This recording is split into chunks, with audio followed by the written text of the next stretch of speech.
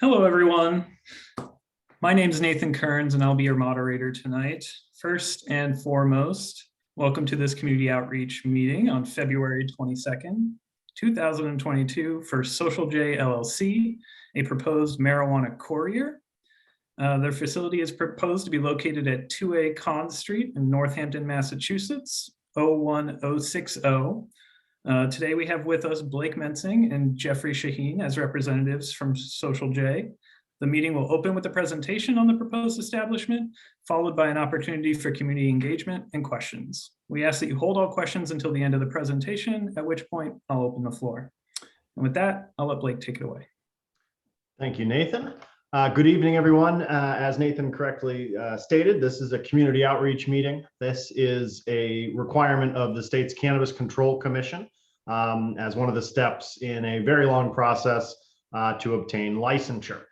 So as Nathan said, this is a proposed marijuana courier operation proposed to be located at 2A Conn Street in Northampton. The courier license type is one of two that the state created in the last 18 months or so, which are earmarked explicitly for social equity participants, as Jeff is. And what that license type entitles its holder to do is basically get cannabis products from a brick and mortar retail store and deliver it to the primary residence of an adult who's 21 or older. The security regulations incumbent upon a courier are really just an acknowledgement of their chain, point of the chain of custody. They are picking up products, again, from a brick and mortar retail store, putting it into a regulatorily compliant vehicle, which has a series of bells and whistles that are required by the state's regulations, which can be found at 935 CMR 500.110. So in particular, that vehicle has to have two staff members, registered agents of Social J in it for deliveries.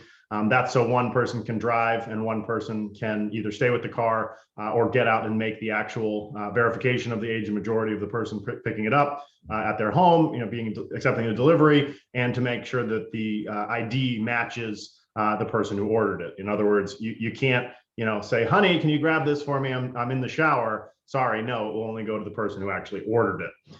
So yeah, this license type doesn't entitle Social J to store cannabis other than in the temporary, point of transit from point A to point B. If a customer were to reject a delivery saying, oh, I didn't order that, or that's the wrong thing, or for whatever reason, they don't get to then bring it back to their warehouse. It must be returned to the retail store point of origin and logged through the state seed to sale tracking platform, which is known as Metric. That's METRC. And that is the trail of breadcrumbs that follows that product, throughout its life. So if, all goes well and the delivery happens, then that gets, logged by Social J, and that completion of the delivery is transmitted back to the originating retail store. So that's pretty much the sum total of the security regulations, in addition to requiring GPS transponders, multiple sort of layers of manifesting, both at origination in transit and at delivery, as well as you have to have basically irremovable lock boxes that are become part of the vehicle, whether it's screwed down into the chassis or welded. It's sort of a standard you have to meet, and you have to satisfy the state's security inspection as part of the licensure process. So yeah, there's no storage of cannabis. There's no really physical presence other than a dispatch office and the vehicles themselves, because it can only go, again, point A to point B, retail to customer. One of the steps we have to identify, one of the items we have to identify tonight, according to the Commission's regulations, is information adequate to demonstrate basically the steps that would be taken to prevent diversion to minors. So the way a customer would be able to order a product for delivery by Social J would have to be through a brick and mortar retail store. And that will involve a physical trip to a store to verify your age, show your ID and get registered in the retail store's system. So then when you place an online order through either Social J's software or a partner retail stores, it shows the inventory, and the sort of pre-vetted age majority information is already in there. That gets matched up to the product type, to the home address, That's carried with it through the manifest. And then again, at delivery, if the person answering the door to accept delivery isn't the person who ordered it, that's the end of the transaction. And just one other final point on security, just jumping a half step back. Each of the agents that will be in the vehicle, whether the driver or the sort of co-pilot, if you will, they will have body cameras. So yeah, the transactions themselves will be on camera.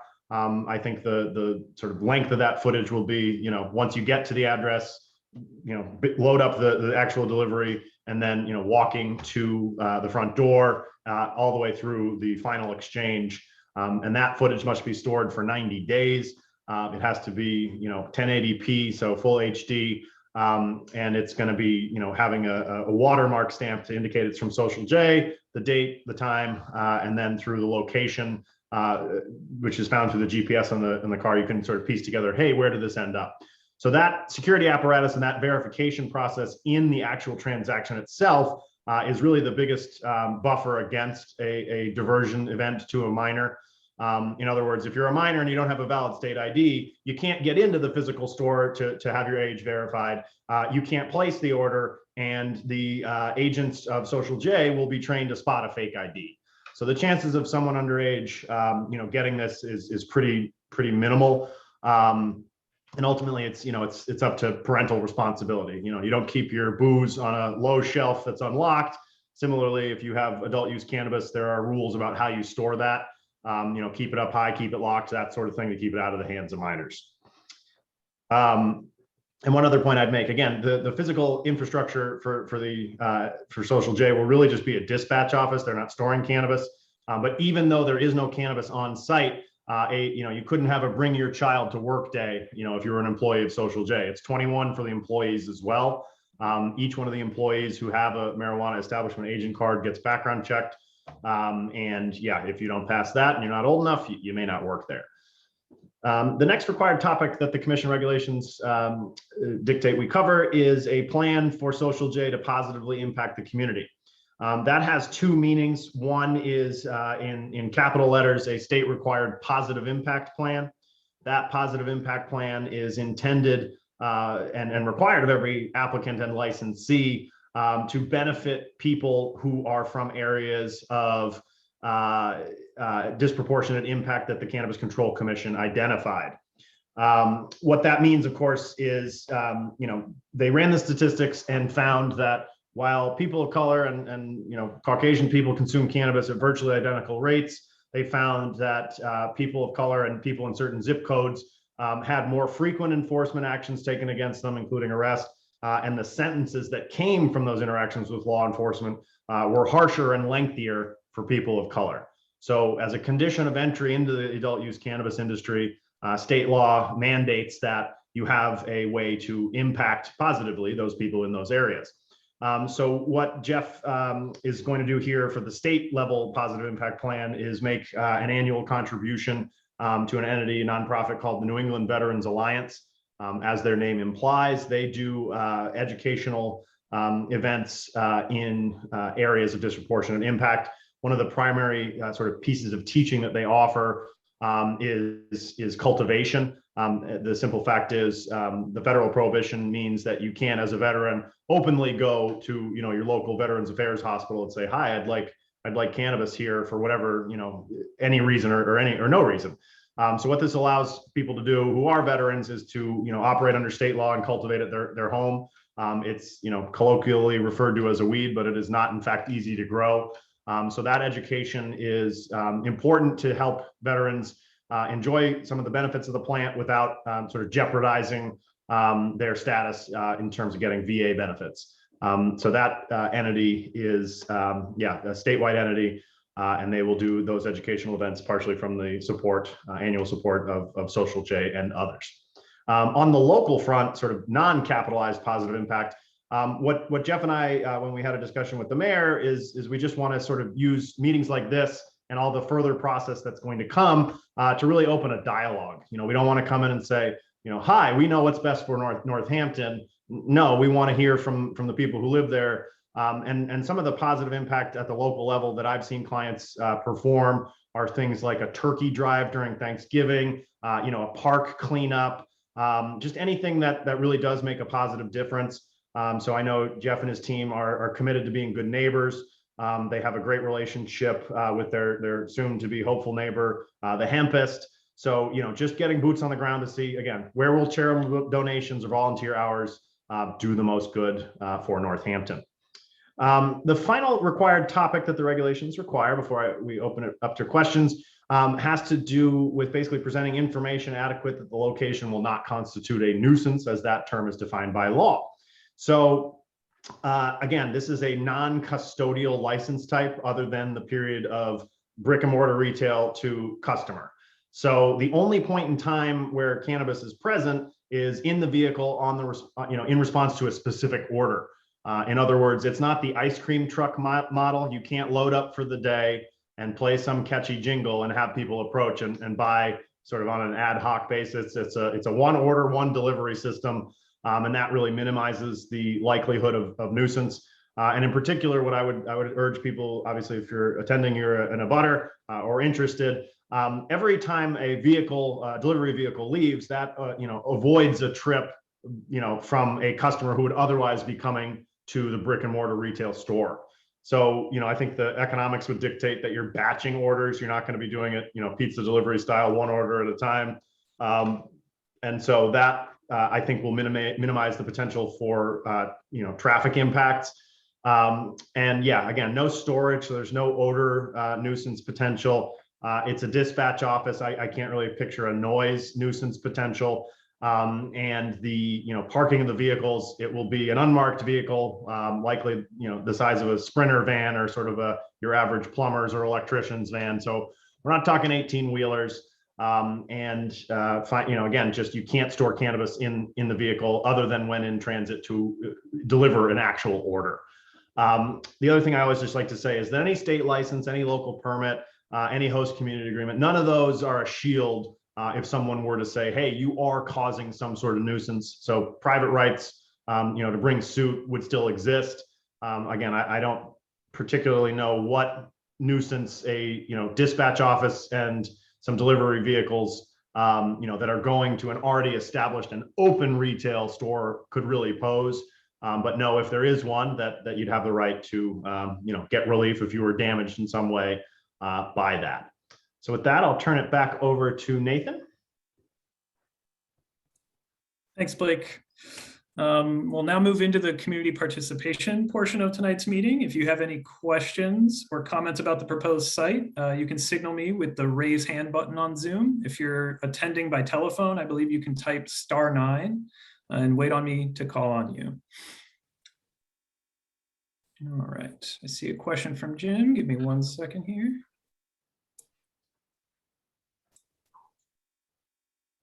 Go ahead, Jim.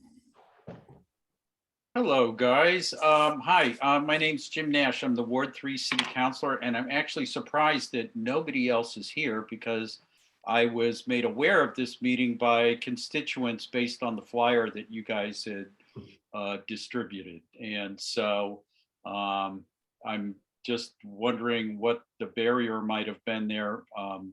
But anyway, I'm here. And yeah, thank you. And that so are you guys is there any affiliation with the Hempist with this operation? Yeah, so I can give the broad strokes, and Jeff, if you want to fill in any gaps. Yeah, so they're obviously going to be sharing a rough address to the Hempists 2, and they are working on a non-exclusive partnership where the Hempist will be providing, some infrastructural support. Yeah, any detail I've omitted, I may not know. So Jeff, if you want to sort of fill in those details, that'd be fine. Yeah, no. So Blake, you said it exactly. The hope is to not only work with the Hempist so we can keep that tax revenue within Northampton, but to work with some of the other dispensaries within Northampton as well. Because that's the most benefit to Northampton is that tax revenue and the job. So it's perfectly put. And then we'll try to work with some others and expand that footprint for the companies that we're working with. So you guys, I just want to getting the model clear. So you guys are providing the delivery service for an established dispensary. So you're Correct. kind of in a way like the Brinks truck for the banks or something like that. Exactly. So, okay. And that, okay, and so this will be in partnership with the hempist.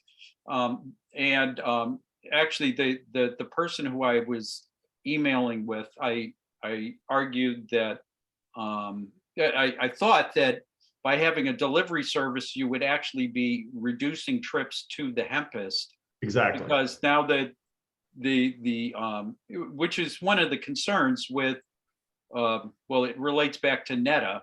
When Netta opened, it was like we had the 3-county fair here every day of the week. Yeah. So, but things have changed. But all right, so there won't be an increase in traffic or anything like that. It'll actually probably reduce foot traffic. And so you're hoping to partner up with some of the other retailers in town? That's correct. So yeah, the way it works, and just to clarify, if I didn't make this point earlier, this license type is exclusively reserved for 3 years, which is actually a clock that hasn't started to run yet. That's by regulation. It's reserved for economic empowerment companies and social equity companies. So that means by law, Jeff has to own 51% of the entity to be eligible to apply to the state at all. And that's, basically I don't remember the details off the top of my head, but yeah, there was, he felt the brunt of the drug war, and the state legalizing it has offered this olive branch. And this license type in particular was intended by the commission to lower the barriers of entry. I'd say conservatively, it's probably in the 200,000 to 300,000 range to open a courier. Whereas most retailers, I'd say if you got open for $500,000, you did a really, really bang up job. It's more like about $1 million to open that kind of store. And then cultivation is way, way more expensive. So yeah, this license type entitles its holder to have a delivery agreement that gets disclosed to the Cannabis Control Commission with any licensed adult use retailer in the state, and no other license types. So they can't buy directly from cultivators or manufacturers. It's just the brick and mortar folks that this license type is allowed to serve. So there's sales tax on this, correct? Correct. And the sales tax, just to be clear, because there was something about, you mentioned about taxes being paid locally. So the sales tax, that does get paid locally, whether it's delivered or sold through the dispensary. Yeah, if the originating store is located in Northampton, then Northampton gets its 3% local option tax. If they had a way to do a deal with someone down in Holyoke, then that municipality, basically, yeah, the originating store municipality gets the tax. Okay. And regardless of where the end delivery recipient lives. Yep. Okay. All right. And so, I guess in terms of the way I'm familiar with the building only because I used to get my haircut at Angelo's years and years ago. And that, so will the material go out the front door or a side door, or? So I think it will go through the delivery door where the retail store gets its stock to put in the vault. So I don't think it's front of the house. I think this is, okay. I don't know the physical layout very well at all, but yeah, it should be a sort of back of the house transaction where, again, the retail handing it over has to manifest it. The recipient, Social J, has to record that. That sort of handoff happens, within the confines of metric, and is likely going to be conducted on camera. So yeah, I imagine it will be wherever they receive their deliveries there. Well, what I'm trying to figure out is, so there's like a loading area where there will be parking. Let me just jump into that. So I want you to picture this: myself and my wife Meredith. Mm-hmm. We show up at 2A Con Street, our office. Right. We hop in the delivery vehicle. We drive around to the hempist. The hempist already has orders ready to go, right, out the door that's been pre-ordered, pre-verified. Right. We're just the delivery. We're the mom and pop delivery that's bringing it to the customer for the hempist. It's secured throughout that process, like Blake explained. So it goes in the same way it went into the building with the same security and everything Right. involved with that. And it goes into the vehicle that probably my wife and I will be in starting this business. Yep. And then that'll go to the customers. So it's kind of like a Foodler or a Grub Hub. So Right. the restaurant, benefits from the convenience of allowing customers to have it delivered to home, and the same applies. And that exclusivity, this license type being reserved to social equity companies and economic empowerment companies is why, I believe Netta has a partner, Your Green Package does their deliveries. It's the same sort of, arm's length negotiated contract between retailer and courier. So I just want you guys to know, all I was trying to figure out is like where the truck is parked so that it's not blocking traffic. That's Yeah, no, it's a small, it could be a Mini Cooper, to be honest with you. It could be, as long as two people and a box can fit in the back. Yeah. And it's fitted out with the proper cameras and all that. It can be Got a it. small, and with gas prices the way they are, and we would just prefer a smaller vehicle, maybe a sedan type of vehicle, or like Blake mentioned, the most commonly used is the small little Sprinter van. Right. You don't need a panel truck. It's not that much. No. Right. Yeah, the regulatory limit is $10,000 worth of product. It's a large dollar figure, but that doesn't take up a whole lot of volume. Right. And that's actually one of the sort of benefits of the security regulations of having, both a driver and a secondary participant. As long as there isn't cannabis in the vehicle, they could go around the block if there were any sort of congestion issues. But we would, make sure that that's something we paid close attention. I'm just in terms of, I can tell you what my constituents think about, and that Sure. it's often traffic and parking. And so that's I'm assuming that you guys are, you're in compliance with the Cannabis Control Commission, and you don't want to screw around with anything there. I'm just saying, my constituent, why is that car parked there? Exactly. So yeah, so at best it sounds like we're going to have a Mini Cooper, an extra Mini Cooper sometimes, and that but in effect there will be less traffic going to that location. Right. It's going to be batched orders. I don't know if it's 10 or 20, but yeah, each time you make a delivery to someone's home, that's someone who didn't run their, cannabis errand and show up in person. Yep, exactly. And Mr. Nash, instead of 8 people coming from Amherst, in their vehicle throughout the day, those orders can now go to Amherst, whereas they couldn't have without this license type. So we're all excited about it. Okay. Yeah, it makes sense. I get it. And all right. And when are you guys hoping to start up? So yeah, one of the pieces we need next is a host community agreement. I'm sure you've heard of those. So yeah, when we spoke to the mayor, she indicated that her order of operations was to hold the community outreach meeting. I suspect to ensure there weren't, torches and pitchforks in attendance, and go from there. So the ticket to apply to the state is a certification of a host community agreement, and basically certifying that we held this meeting itself. Because this is a social equity company, it will receive faster review than sort of a general applicant would. And again, if memory serves, Jeff already has his pre-certification from the commission. So that means he's about 40% done with the licensing process. The second, little more than half of that review is solely on the back of having the HCA and this meeting in the rear view. Okay. All right.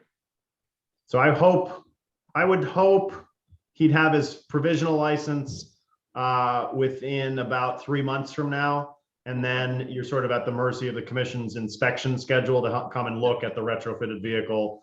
Does this meet the standards? And yeah, the list is, very granular. So it's kind of impossible to miss it. They spell out exactly what the vehicle must have. So if you follow that, you should be golden. It does not surprise me.